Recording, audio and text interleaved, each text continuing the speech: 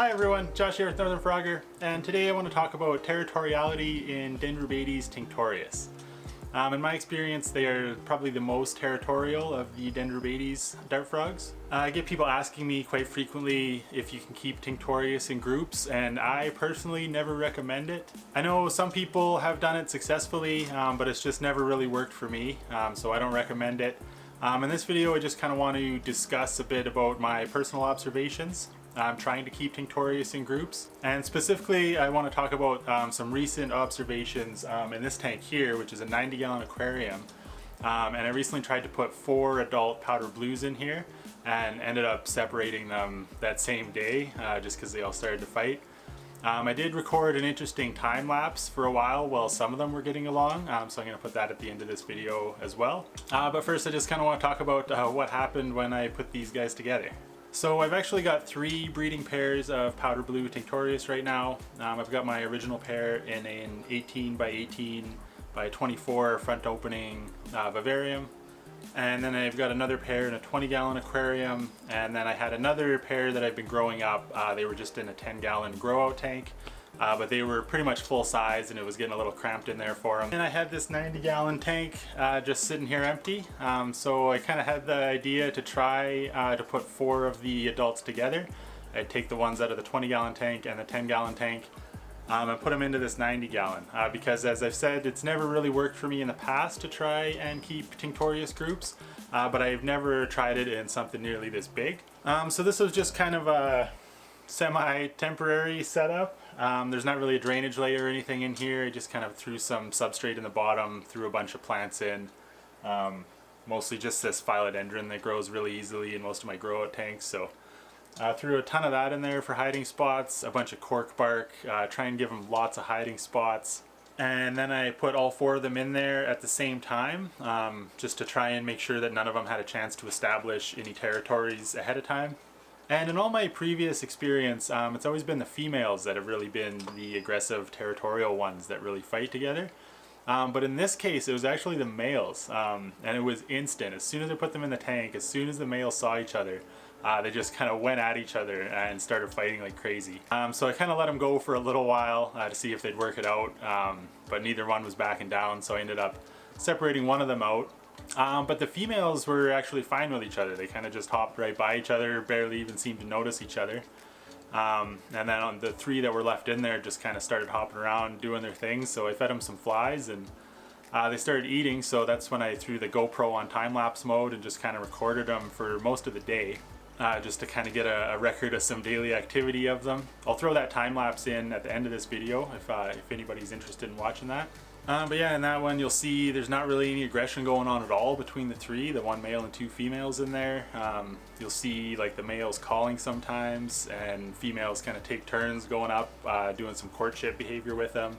They're all kind of eating next to each other. Everything seems fine. And so I was actually pretty happy about that. I thought that maybe for once I actually got it to work and I was going to be able to keep more than just a pair of tinctorius together.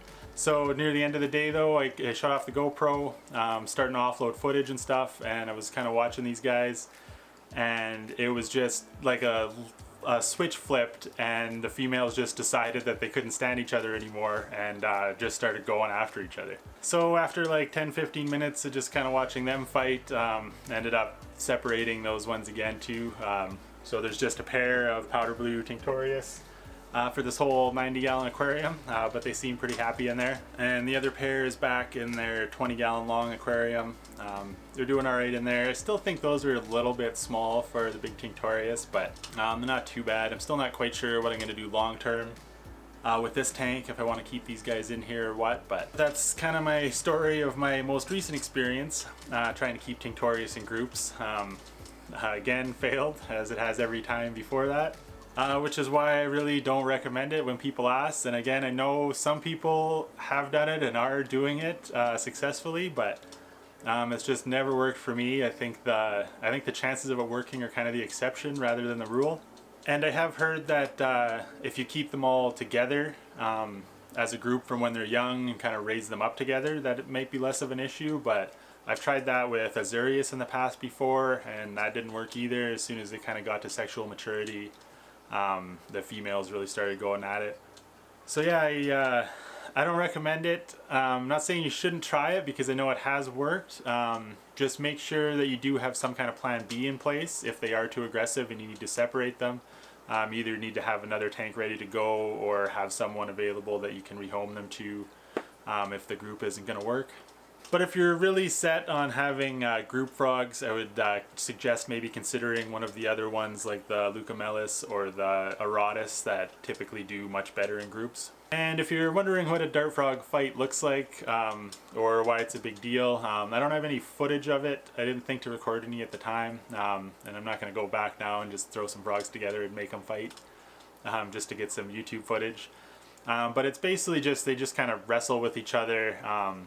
One will try to get on top of the other one and just kind of like pin them down. And it's just kind of like a domination thing to see who's stronger. In the wild, they would kind of fight for a while, and then when one is defeated, they would kind of move on.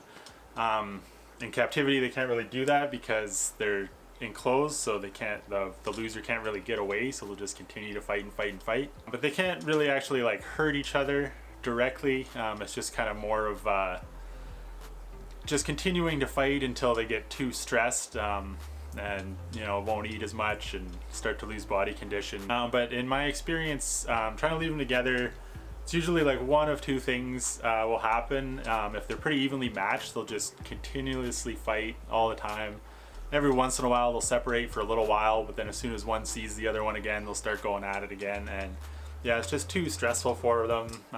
They almost prioritize fighting over eating, so yeah, they will start to kind of lose body condition after a while.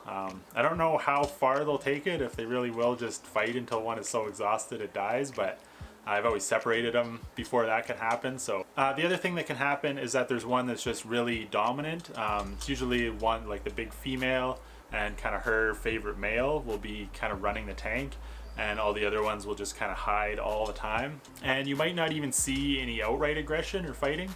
The other ones are just kind of the subordinate ones, and they're just trying to avoid any confrontation, so they just find a place to hide and try to keep out of sight of the dominant ones at all time. And it's kind of the same thing.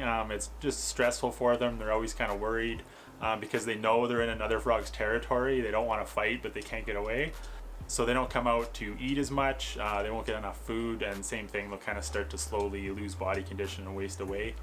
And in that case, I think they would eventually get far enough along that they would just starve to death if you didn't separate them eventually. So that's something to be aware of too. Even if you're not seeing outright aggression, there could still be stress caused from that territorial behavior. So yeah, that's basically why I don't really recommend keeping Tinctorius in groups. I do see people like on forums and stuff sometimes recommending Tinctorius as good group frogs. But in my experience, they're by far the worst of the Dendrobates. Like, I think the Leucomelis and Auratus are all far better group frogs than Tinctorius are. If you are going to try it, you want lots of hiding spaces and cover, line of sight breaks so that they can't see each other in the vivarium all the time. Try and use a really large tank, even though the 4 in this 90-gallon aquarium still wasn't big enough to work out this time. Because I mean, keep in mind, even a 90-gallon aquarium like this, the space in here is still going to be smaller than what like a single frog's territory would be in the wild. So even though this kind of seems big in a house, it's really not that big compared to what a dart frog would have access to in the wild.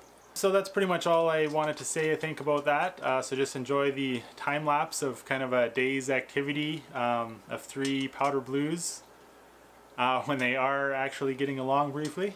And if you like this video, please hit that button, subscribe to the channel if you want to see more, leave your questions and comments down below, and until next time, happy frogging.